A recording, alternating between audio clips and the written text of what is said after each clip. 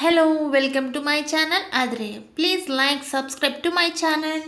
ఈరోజు Bigg Boss హౌస్లో eliminate అయిన కంటెస్టెంట్స్ అందరూ రీఎంట్రీ ఇస్తున్నారు. దానిలో భాగంగా భరణి గారు ఆల్రెడీ మనము వీళ్ళది చూసేసాము.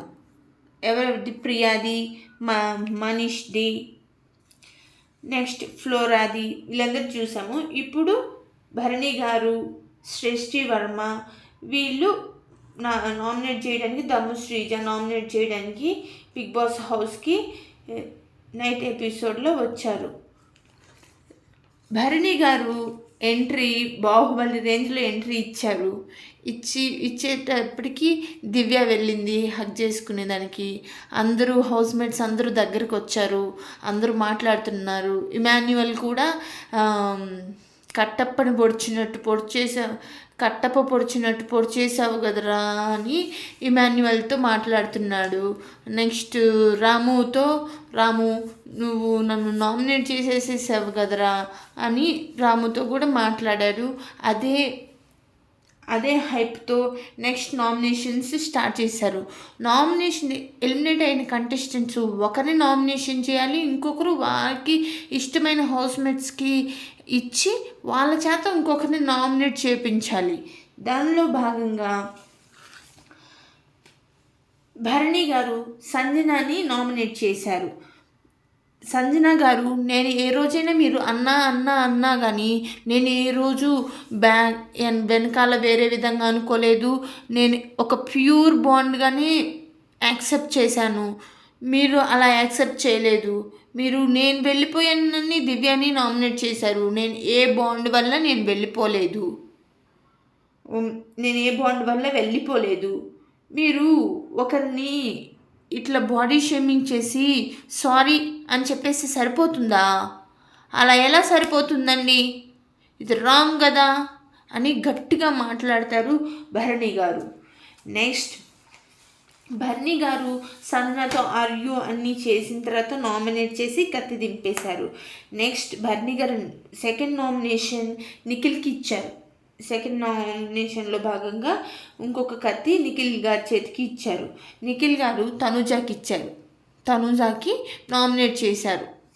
ఏం చెప్పారంటే, మీరు అన్ని గేమ్స్ సరిగ్గా ఆడట్లేదు అని చెప్పారు.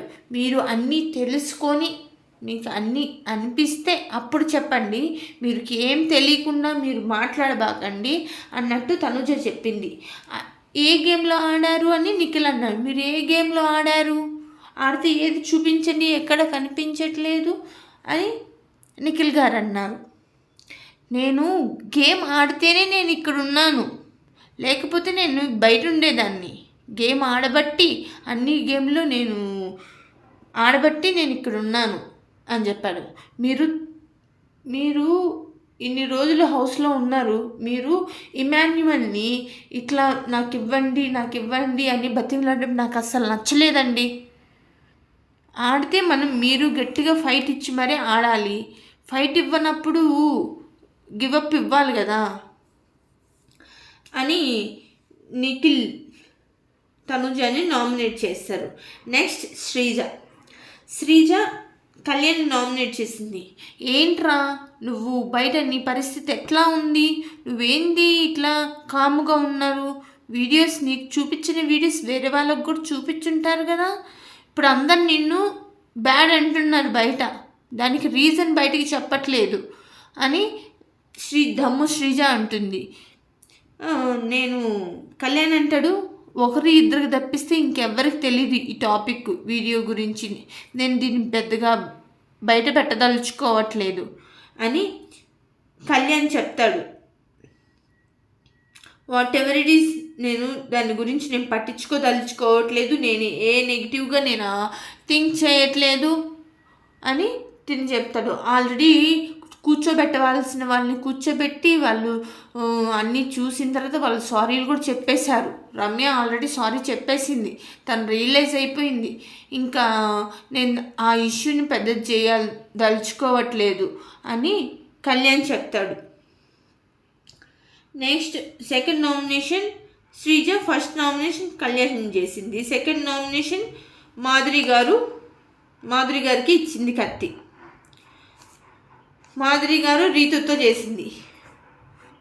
నాకు నువ్వు ఆడే గేమ్ నాకు అసలు నచ్చట్లేదు. నువ్వు వెళ్ళి వాళ్ళకి ఆల్రెడీ సపోర్ట్ చేస్తావని నాకు మిగిలిన అందరు చెప్పినా కానీ నేను నిన్ను నా టీంలోకి తీసుకుని వచ్చాను. నువ్వు నన్ను మోసం చేసేసావు అని మాధురి గారు అంటారు. అంత నమ్మకం లేనప్పుడు నన్ను ఎందుకు తీసుకున్నారండి మీ టీంలోకి? నేను వెళ్ళిపోతానని మీకు తెలుసు కదా, ఎందుకు తీసుకున్నారు అని మాధురి గారిని ఈమె క్వశ్చన్ వేస్తే వీళ్ళిద్దరూ కన్వర్సేషను ఎంతో పీక్స్కి వెళ్ళింది. ఒకరు వాదనలు అన్నీ పీక్స్కి వెళ్ళాయి. రీతుది మాధురిది ఫుల్ అయిపోయింది. నెక్స్ట్ శ్రీజ తనుజతో మాట్లాడుతుంది. అక్క తనుజక్క అని నీతో మాట్లాడాలన్నా నాకు భయం వేస్తుంది తనుజ గారు. రేపటి రోజున నేను బాగా ఆడి మంచి ఫస్ట్ ప్లేస్లో ఉంటే నీ ట్రోఫీ నాకు ఇస్తావా అని బాండ్ మీద అడుగుతారు. మీరు బాండ్ల మీద కాకుండా నార్మల్గా ఆట ఆడి ముందుకి వెళ్ళలేరా అని శ్రీజ తనుజతో అంటుంది. నెక్స్ట్ మనీష్ కళ్యాణ్ని నామినేట్ చేశారు.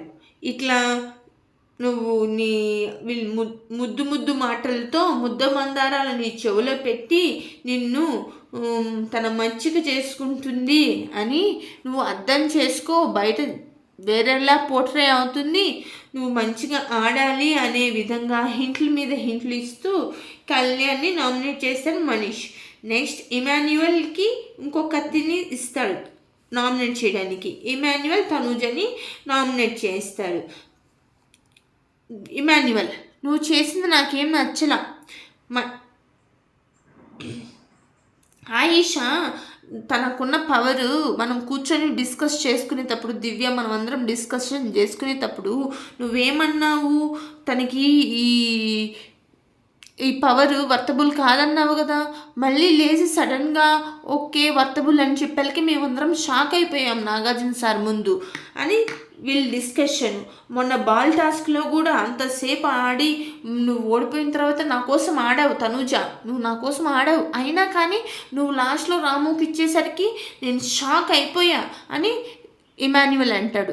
తనుజ నువ్వు తల ఊపేసరికే నేను ఇచ్చాను, దాంట్లో నువ్వు ఈరోజు డబుల్ టంగ్ మాటలు మాట్లాడుతున్నావు, దానికి నాకు సంబంధం లేదు, నేను ఆ రోజు నువ్వు చెప్పావు అని చెప్పింది.